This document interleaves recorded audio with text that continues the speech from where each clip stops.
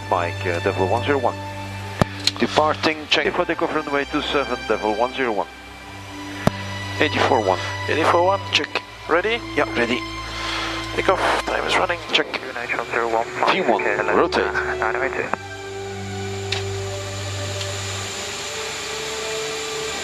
Positive Alpha Lima, set between 250, 11 knots, runway 27, clear to land. Thank you, LNAV.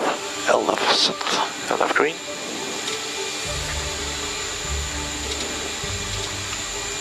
Ephraim. Flaps up, speed check, flaps up, and airplane line. Double 101, contact Thames Director 128.025, going. Directors 128.025, bye-bye, Devil 101. Left heading 080 degrees, Devil 101. 080, yeah, to the left.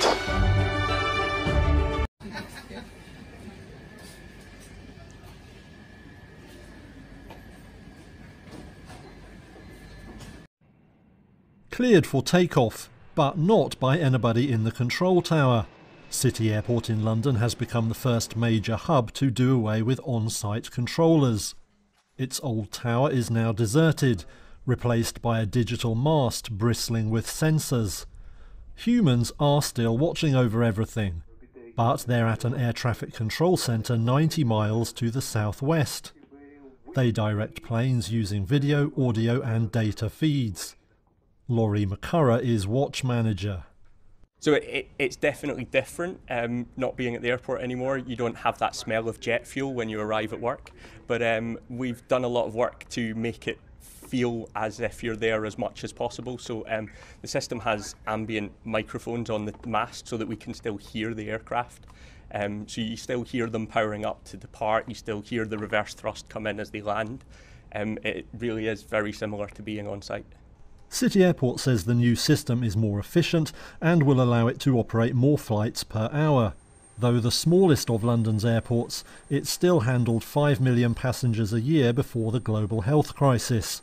Now managers say big airports around the world are watching to see how well it works. Alison Fitzgerald is Chief Operating Officer at City. Well, as you can imagine, it quite often raises an eyebrow.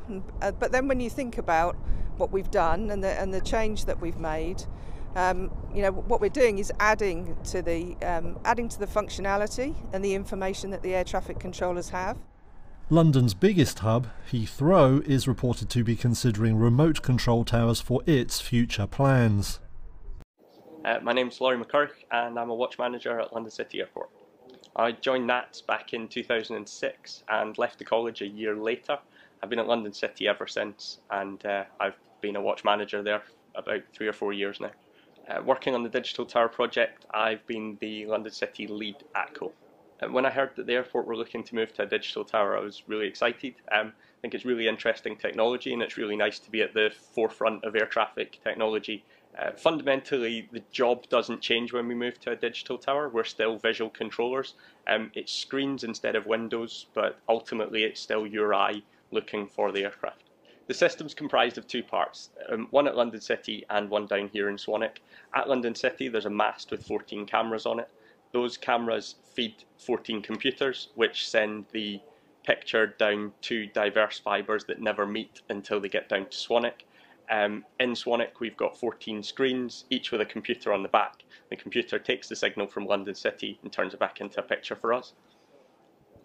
I think the biggest challenge on the project is relocating the unit. The actual technology itself is proven in Sweden, and we've really just been setting it up to make it work at London City, but obviously moving is never easy. I'm very excited for the system to go live. I've been working on the project for about 18 months now, and I'm just at the point where I'm desperate